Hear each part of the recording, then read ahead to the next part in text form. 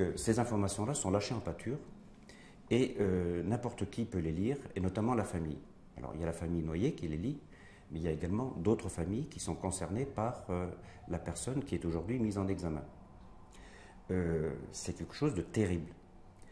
Alors, nous avons considéré que ces agissements de ces personnes proches de la source de l'information, alors ça peut être une, ça peut être plusieurs, mais ce sont des attitudes qui sont inconscientes. Inconscientes vis-à-vis des familles, certainement, mais inconscientes vis-à-vis de l'enquête elle-même, auprès desquelles elles sont prêtes, proches. Si on veut garder secret certaines informations, c'est pour justement éviter, notamment, que la scène de crime soit polluée. Imaginons que je dise ce que je sais dans le dossier, notamment du lieu où l'on a découvert le crâne.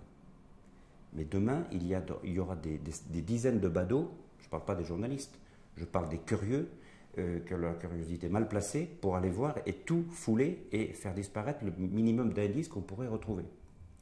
C'est pour ça qu'on veut garder secret certaines informations.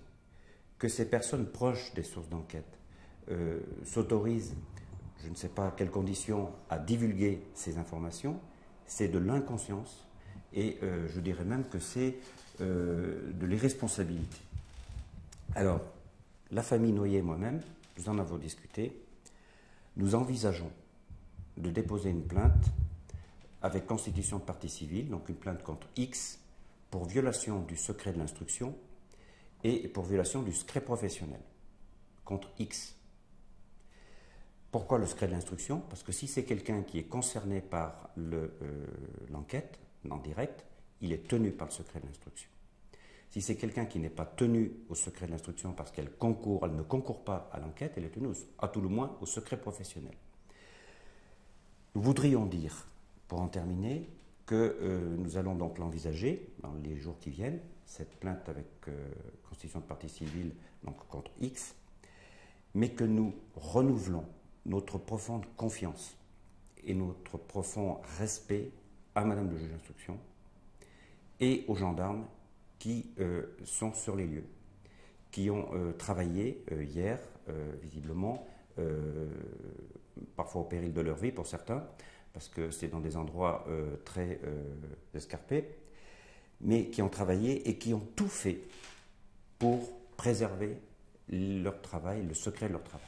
Vous ne pouvez pas imaginer un instant ce qu'ils ont pris comme luxe de précaution pour préserver ce secret.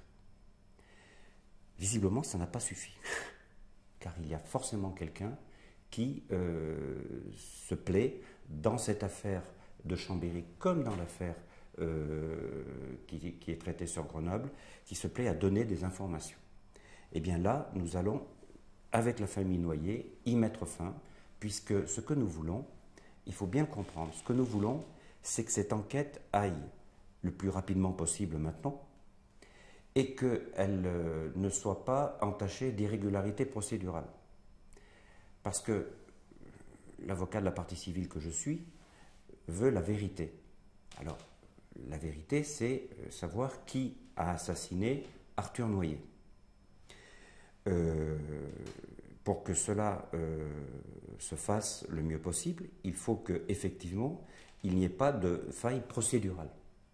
Le fait de trahir le secret professionnel ou de trahir le secret de l'instruction, ça peut constituer des failles procédurales qui pourraient amener la défense notamment à s'en servir pour, à un moment ou à un autre, peut-être échapper à la sanction, si sanction il doit y avoir. Donc, ce que je veux dire, c'est que nous, en tant que partie civile, on va y veiller. Je ne sais pas ce que fera le procureur de la République de Chambéry, mais en tout cas, nous, partie civile, on n'a pas un rôle passif, nous avons un rôle actif dans cette enquête et dans cette procédure, et nous allons effectivement tenter de mettre fin à ces failles, à ces fuites. On pourra parler une fois que l'enquête sera terminée, mais là, elle n'est pas encore terminée. Voilà mes quelques observations. Merci. J'imagine, voilà, vous ne direz rien d'autre. Sur l'enquête, non, c'est pas